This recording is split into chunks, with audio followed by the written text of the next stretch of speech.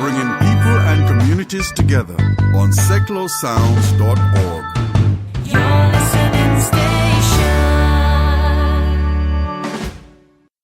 I hear a wind whistling air, whispering in my ear.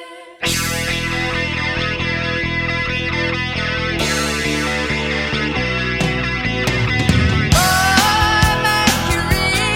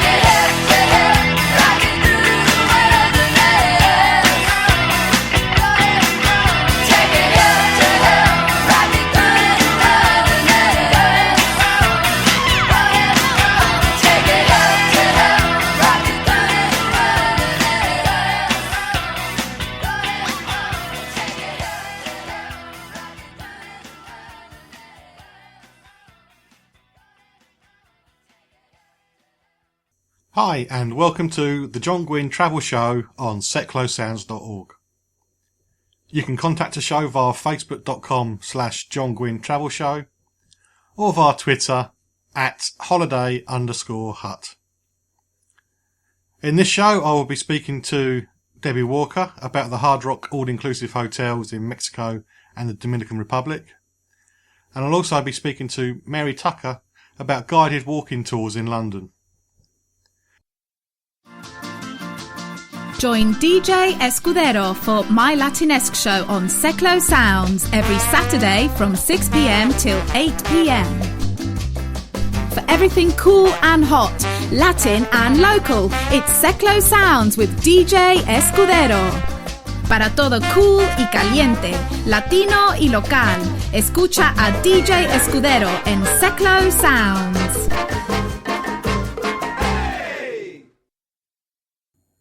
You're listening to the John Guinn Travel Show on seclosounds.org. You can contact the show via facebook.com/John Guinn Travel Show or via Twitter, which is @holiday_hut. An open letter by Arthur Hicks to Liat, which is Leeward Islands Air Transport, a Caribbean airline, has caught the attention of the international media after being spotted by Sir Richard Branson. I actually flew with Liat 5 times in 12 months and every flight was late, so I can sympathise with Arthur Hicks and why he wrote this letter, and this is what it said.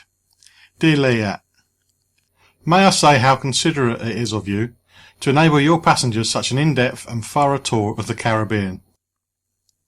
Most other airlines I've travelled on would simply wish me to take point A to point B in rather a hurry. I was intrigued that we were allowed to stop at not a lowly 1 or 2, but a magnificent 6 airports yesterday. And who wants to fly on the same airplane the whole time? We got to change and refuel every step of the way. I particularly enjoyed sampling the security scanners at each and every airport. I find it preposterous that people imagine them all to be the same. As for being patted down by a variety of islanders, well, I feel as if I've been hugged by most of the Caribbean already. I've also found it unique that this is all done on island time, because I do like to have time to absorb the atmosphere of various departure lounges.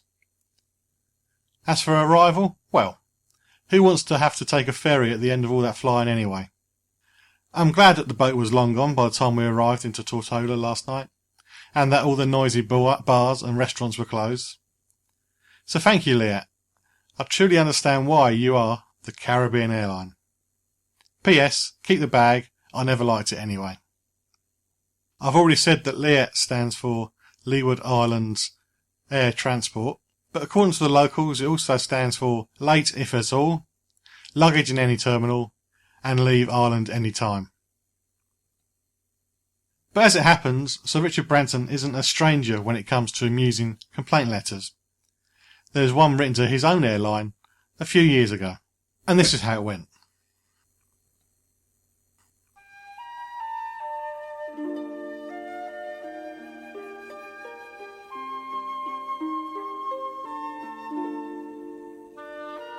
Dear Mr. Branson, reference Mumbai to Heathrow, 7th of December 2008. I love the Virgin brand, I really do, which is why I continue to use it despite a series of unfortunate incidents over the last few years. The latest incident takes the biscuit.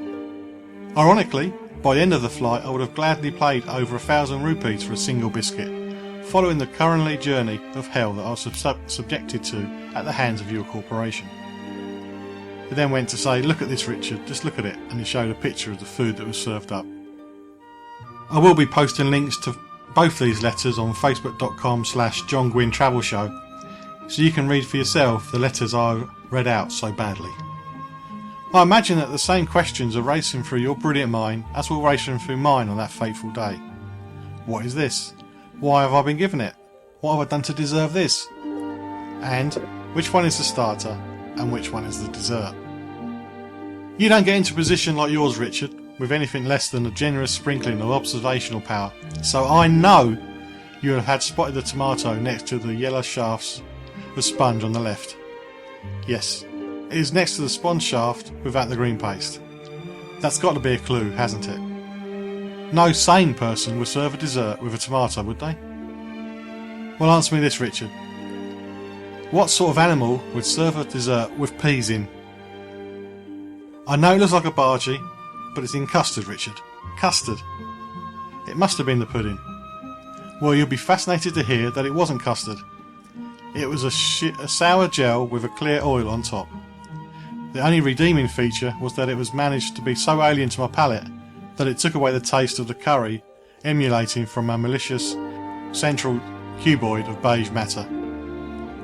Perhaps the meal on the left might have been the dessert after all. Anyway, this is irrelevant at the moment. I was raised strictly but neatly by my parents, and they knew if I started the dessert before the main course, a sponge shaft would be the last of my worries.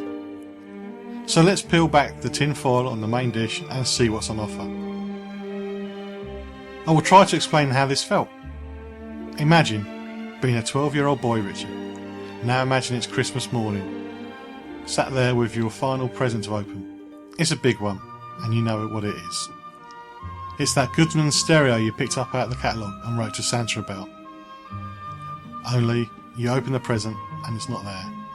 It's your hamster, Richard. It's your hamster in the box and it's not breathing. That's how I felt when I peeled back the foil and I saw this, and then there's another picture. Now I know what you're thinking. You're thinking it's more of that bargee custard.